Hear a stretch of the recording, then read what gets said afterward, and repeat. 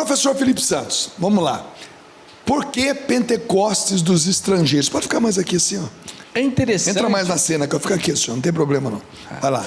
É interessante o seguinte: quando nós vemos lá em Atos dos Apóstolos a vinda do Espírito Santo, nós temos ali um princípio de ressignificação do Pentecostes, que originalmente é a festa 50 dias depois após a Páscoa. Uma festa ligada, né, a toda a colheita, todo o fruto que vem da terra. E é muito bom sinalizar isso, desculpa te interromper, mas é muito bom porque muitas pessoas acham que a festa de Pentecostes é a festa da descida do Espírito Santo. Não, foi na festa de Pentecostes, que é a festa da colheita, que o Espírito Santo desceu. Então é bom você pontuar isso, porque é muito importante isso para nós, para o entendimento mais amplo, né, do que nós celebramos em Pentecostes. E é interessante que ali, né, Lucas, quando está construindo, né, a linha temporal do livro de Atos dos Apóstolos, ele mostra que agora a autoridade, né, deixada por Deus não está mais lá no Sinédrio, não está mais lá no templo, agora está com o grupo que acompanhou o Deus vivo que caminhou aqui na terra, que fez milagres, né, o ungido de Deus, o Messias prometido. Então, Lucas, que vem, né, da escola paulina, né, que vai falar, Paulo vai ensinar, né, que a lei ela cumpriu o seu papel, ela foi a nossa tutora até determinado momento, e precisamos crescer, né? Vem a presença de Cristo, vem a igreja. Então é interessante que naquele momento, essa vinda do Espírito Santo, começa a ter dentro da igreja uma visão diferente sobre a história, uma visão diferente de mundo, de para onde vamos, como se dará, né, toda a salvação. O que nos leva... Primeiro desenho, por favor. Ao primeiro desenho. Olha só que interessante. Vamos lá. Pensa só, toda essa festa, ela já já fazia parte do calendário dos judeus, dentro de um contexto de dominação romana, né? Tudo que está em vermelho. Tudo em vermelho é a dominação romana durante o primeiro e segundo século. E pensa só, era um governo politeísta, era um governo que exigia dos povos conquistados, né, os tributos não só impostos para a manutenção do império, mas você aceitar que o César, ele era também sagrado, ele era o escolhido de Deus, a vitória dele, o império forte, estável, isso mostrava, né, a força dos deuses que estavam com ele.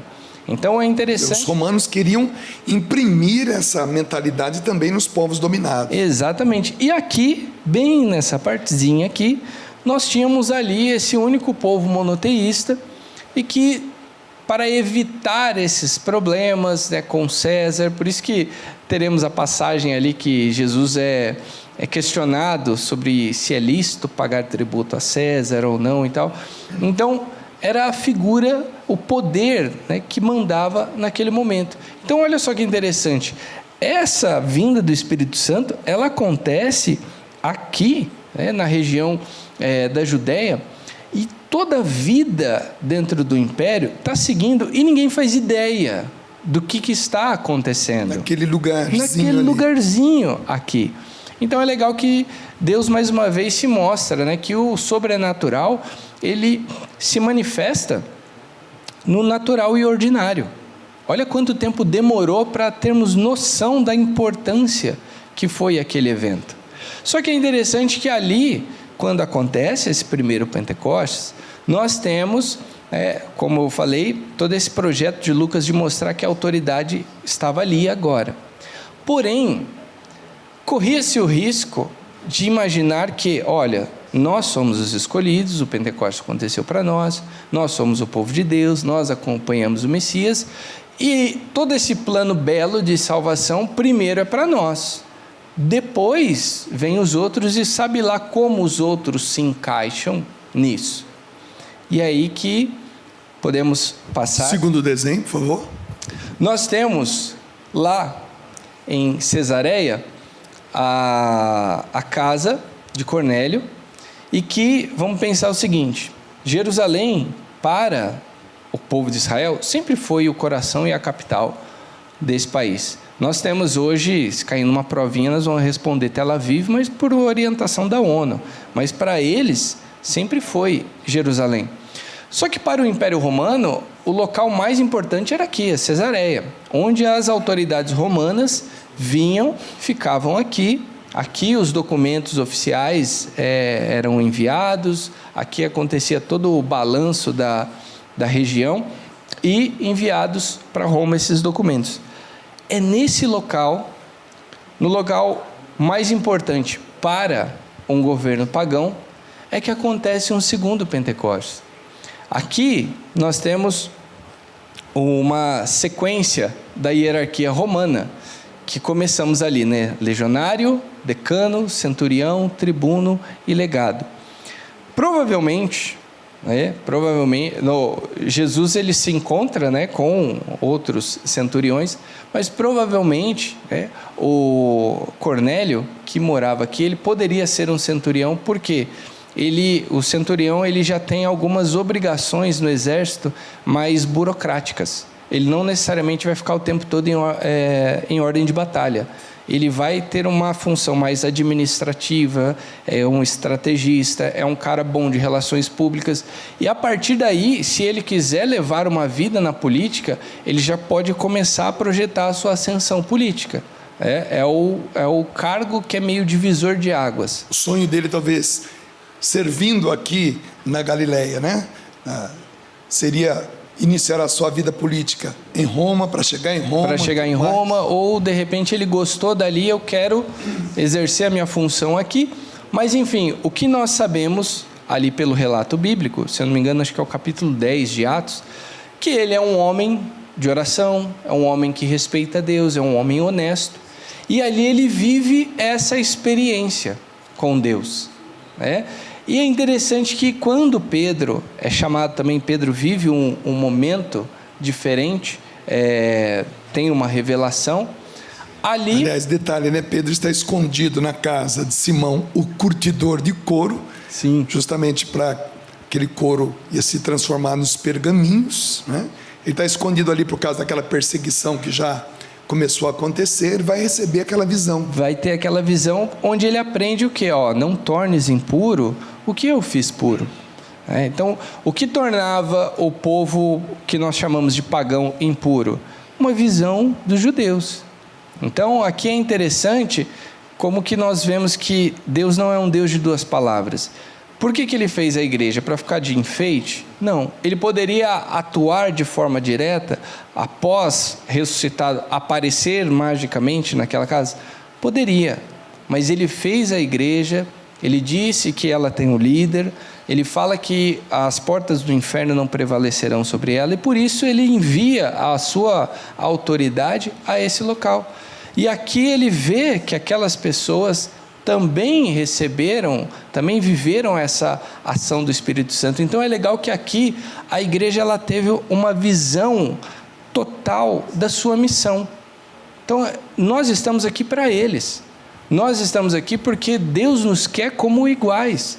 O Espírito Santo que desceu para nós aqui também veio para cá. Então aqui é bonito que um novo senso de nação é construída. Em Deus nós somos iguais. Em Cristo nós somos irmãos. Acabou essa divisão de judeus e gregos, de puros e impuros. Isso é algo além de servo e escravo. Então é interessante que alguns filósofos gregos já falavam sobre essa visão de um cidadão do mundo, algo que supera uma visão nacionalista e tal, mas nunca isso era bem sucedido. Sempre existia um certo preconceito com esse tipo de ideia. Como assim você vai acabar com a autoridade, a cultura das cidades independentes, das cidades-estados, as famosas polis? Agora não, agora isso vai além de qualquer cultura daquele momento.